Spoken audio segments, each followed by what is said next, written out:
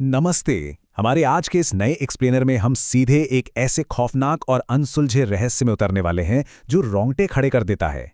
एक ऐसी सच्ची कहानी जहां एक 20 साल पुराना राज आधुनिक विज्ञान और हमारी प्राचीन तांत्रिक विद्या के बिल्कुल बीचों बीच आकर खड़ा हो गया। सोचिए, एक सालों से बंद पड़ी लाइब्रेरी, खौफ में जी रहा एक पूरा कॉलेज प्रशासन और न्याय के लिए तड़पती एक बेचैन आत्मा। तो चलिए बिना वक्त गवाए इस रहस्य के पन्नों को पलटते हैं। चलिए सीधे मुद्दे पर आते हैं। मुझे यहां बांध दिया गया, ये कोई किसी हॉरर फिल्म का डायलॉग नहीं है। ये असल में एक डिजिटल ऑडियो रिकॉर्डर में कैद हुई वो भयानक आवाज है जो इस पूरी जांच के बिल्कुल चरम पर सुनाई दी थी।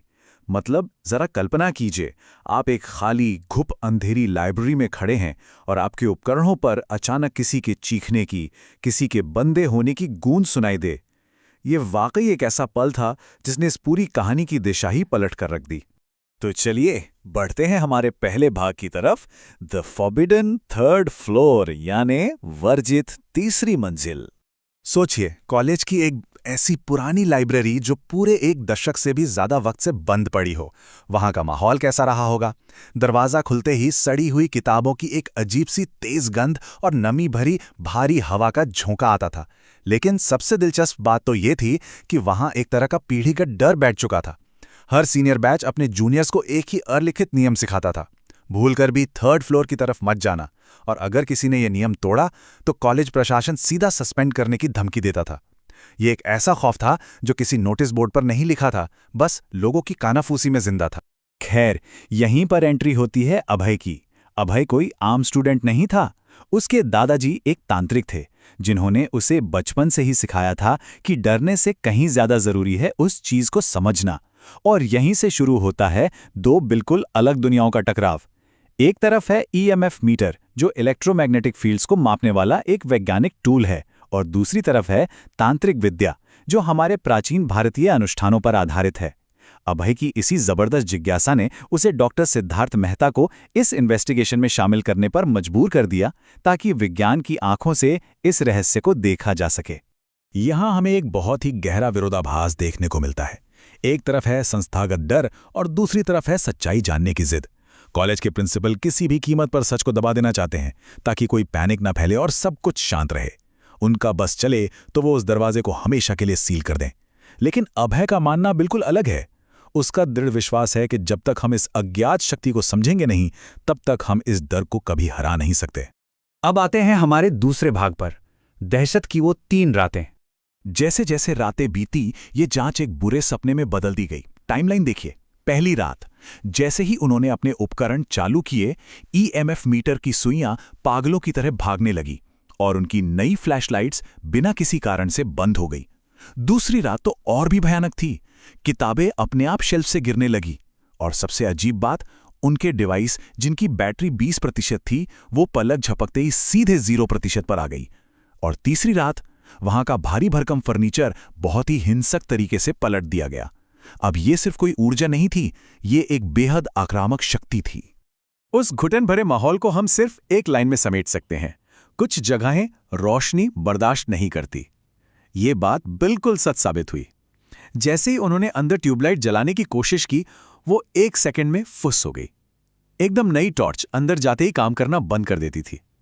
ये सिर्फ कोई टेक्निकल खराबी नहीं थी, ये उस जगह पर मौजूद एक ऐसी भारी दम घोटू ऊर्जा का सीधा असर था जो किसी भी बाहरी रोशनी को वहां घुसने ही नहीं देना चाहती थी। भाग 3, द हॉन्टिंग एस्केप्स। जब डर लाइब्रेरी के बाहर आ गया, अब वो अदृश्य शक्ति सिर्फ तीसरी मंजिल के उस बंद कमरे तक सीमित नहीं रही। खाली क्लासरूम्स की आखिरी बेंचों पर धुंधली परछाइयां नजर आने लगीं। रात के सन्नाटे में अंदर से बंद वॉशरूम्स से भारी कदमों की आवाजें गूंजने लगीं। पूरे कैंपस में आधी रात को किसी लड़की के सिसक सिसक कर रोने की आवाजें आने लगीं, और हॉस्टल की खिड़कियों के बाहर रहस्यमयी आकृतियां दिखने लगीं। वो शक्ति जो सालों से कैद थी, अब आजाद हो चुकी थी। डर अब लाइब्रेरी की दीवारों से बाहर निकल चुका था।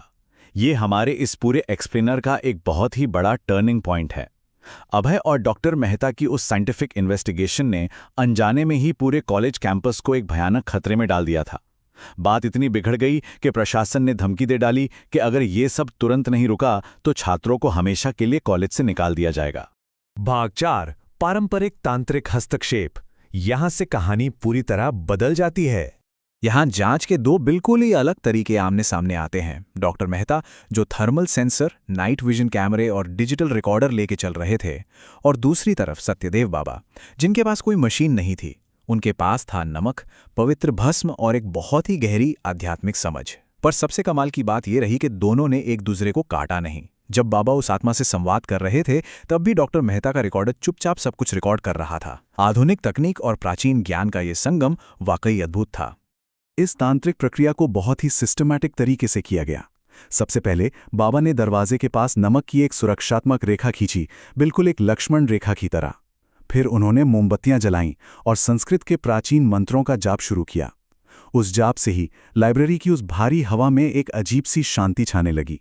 और अंत में अंतिम संस्कार की विधि को पूरा करने के लिए बीचों बीच एक हवन कुंड स्थापित किया गया।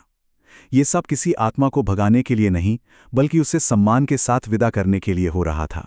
भाग 5 एक आत्मा की न्याय की गुहार। आत्मा डरी नहीं है, वो गुस्से में है। सत्यदेव बाबा के इन शब्दों ने वहां मौजूद हर एक इंसान को अंदर तक झकझोर कर रख दिया। वो गिरती हुई किताबें, वो बैटरियों का ड्रेन होना, ये कोई शैतानी मॉन्स्टर का काम नहीं था।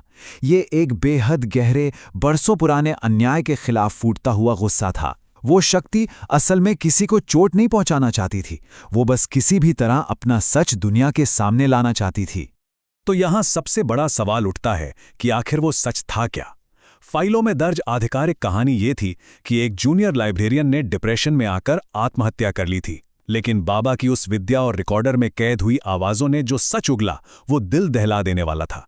उसने आत्महत्या नहीं की थी, उसकी हत्या की गई थी। एक प्रोफेसर के खिलाफ शिकायत करने की वजह से उसे मार डाला गया और फिर पूरे सीन को सुसाइड का रूप दे दिया गया। उस आत्मा ने खुद रिकॉर्डर पर अपने साथ हुए इस खौफनाक धोखे को कबूल किया। 20 देखने में ये सिर्फ एक नंबर लगता है ना, लेकिन सोचिए, ये उन दर्दनाक सालों की गिनती है जो उस जूनियर लाइब्रेरियन की आत्मा ने उस घुप अंधेरी लाइब्रेरी में कैद रहकर काटे। पूरे 20 साल बिना किसी अंतिम संस्कार के, बिना न्याय के, और इस झूठे कलंक के साथ कि उसने अपनी जान खुद ली थी। ये संख्या उस सिस्टम की खामोशी और अपराधियों को बचाने के उस गंदे खेल का पूरा वजन अपने अंदर समेटे हुए है। आखिरकार रात के ठीक 2:30 बज रहे थे जब उस भारी सन्नाटे को चीरते हुए हवन कुंड की अग्नि प्रज्वलित की गई। उस लाइब्रेरियन का असली नाम पूरे सम्मान के साथ पुकारा गया और उसके लिए वो सारी अंतिम विधियां पूरी की गईं जो उसे 20 साल पहले ही मिल जानी चाहिए थीं। और आप यकीन नहीं मानेंगे, जैसे ही उसे मुक्ति मिली वो पागलों की तरह भागने वाले ईएमएफ मीटर पूरी तरह शांत हो गए। रिकॉर्डर में गूंजने वाली वो डरावनी आवाज़ें हमेशा हमेशा के लिए खामोश हो गईं और उस कॉलेज को अपने उस पुराने खौफ से आज़ादी मिल गई। तो इस पूरे एक्सप्लेनर के अंत में एक बहुत ही गहरा और चुभने वाला सवाल हमारे सामने रह जाता है। जब इतिहास दोषियों के द्वारा लिखा जाता है तो सच्चाई को अंधेरे में कितने लंबे समय तक इंतजार करना पड़ता है। इस कहानी से हमें यही समझ आता है कि सच को भले ही फाइलों में दबा दिया जाए, कमरों में कैद कर दिया जाए, लेकिन उसे मिटाया नहीं जा सकता। न्याय की आवाज़ कभी ना कभी अपना रास्ता खोज ही लेती है। इस दिलचस्प एक्सप्लेनर में हमारे साथ जुड़ने के लिए बहुत बहुत धन्यवाद। इस सवाल पर वाकई विचार कीजिएगा।